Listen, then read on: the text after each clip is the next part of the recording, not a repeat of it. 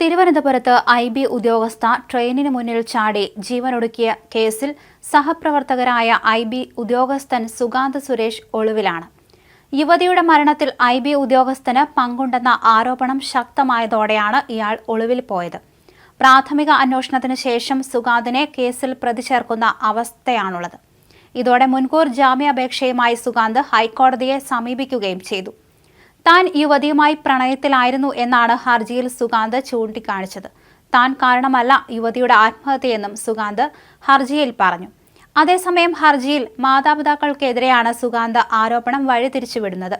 മാതാപിതാക്കളുടെ ഇടപെടൽ കാരണം ഞങ്ങൾ തമ്മിൽ അകന്നെന്നും ഇതിന് കാരണം ജോൾസനെ കണ്ടതാണെന്നും സുഗാന്ത് പറയുന്നു.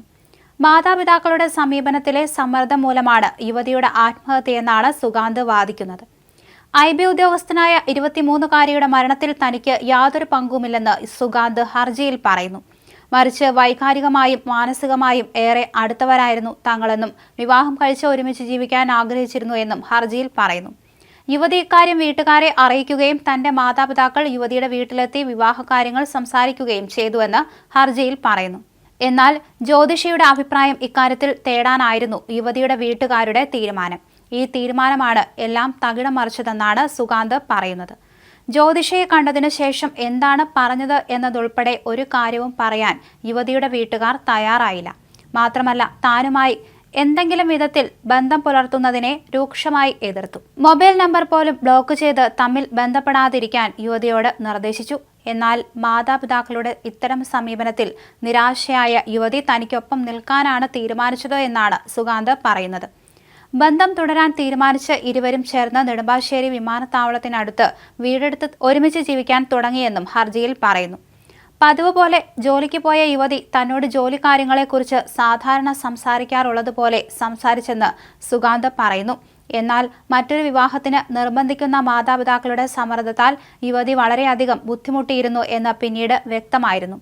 യുവതി ഏതെങ്കിലും വിധത്തിൽ ആത്മഹത്യ ചെയ്തതാണെങ്കിൽ അതിന് പിന്നിൽ തങ്ങളുടെ ബന്ധത്തെ എതിർത്ത മാതാപിതാക്കൾ ഏൽപ്പിച്ച സമ്മർദ്ദവും വിഷമവുമാണ് കാരണമെന്ന് സുഗാന്ത് ഹർജിയിൽ പറയുന്നുണ്ട്. യുവതിയുടെ മരണവുമായി താൻ യാതൊരു വിധത്തിലും ബന്ധപ്പെട്ടിട്ടില്ലെന്നും മറിച്ച് ഒരുമിച്ച് ജീവിക്കാൻ തീരുമാനിച്ച് ജീവിത പങ്കാളി നഷ്ടപ്പെട്ട ആളാണ് താനെന്നും സുഗാന്ത് പറയുന്നു. തന്നെ ഇപ്പോൾ കേസിൽ പ്രതി ചേർത്തിട്ടില്ലെങ്കിലും യുവതിയുടെ വീട്ടുകാർ അതിന് ശ്രമിക്കുന്ന സാഹചര്യത്തിൽ മുൻകൂർ ജാമ്യം അനുവദിക്കണമെന്നാണ് സുഗാന്തിന്റെ ആവശ്യം. യുവതിയിൽ നിന്ന് ഇയാൾ പലവട്ടമായി പണം വാങ്ങിയെന്നും ശമ്പളം ഉൾപ്പെടെ ഇയാൾ സ്വന്തം അക്കൗണ്ടിലേക്ക് മാറ്റിയെന്നും കുടുംബം ആരോപിച്ചിരുന്നു. ഇതിനു പുറമെ ലൈംഗിക അതിക്രമത്തിന് ഇരയാക്കിയെന്നും ആരോപിച്ചാണ് കുടുംബം പരാതി നൽകിയിരിക്കുന്നത്. സ്നേഹം നിറഞ്ഞ പങ്കാളിയെ മാത്രമല്ല അത്രമേൽ ഇഷ്ടപ്പെട്ട ഒരാളെയാണ് നഷ്ടപ്പെട്ടത്. IB ഉദ്യോഗസ്ഥയുടെ മരണത്തിൽ താൻ നിരപരാധിയാണ്. കുറ്റകൃത്യവുമായി ഒരു ബന്ധവുമില്ല. സംശയത്തിന്റെ നിഴലിലേക്ക് തന്നെ ബോധപൂർവം വലിച്ചിടുകയാണ്. IB ഉദ്യോഗസ്ഥയുടെ മരണത്തിലേക്ക് നയിക്കുന്ന ഒരു പ്രവൃത്തിയും തന്റെ ഭാഗത്തുനിന്ന് ഉണ്ടായിട്ടില്ല. അനാവശ്യമായി തന്നെ സംശയിക്കുന്നുവെന്ന് ഹൈക്കോടതിയിൽ നൽകിയ മുൻകൂർ ജാമ്യാപേക്ഷയിൽ സുഗാന്ത് സുരേഷ് പറയുന്നു.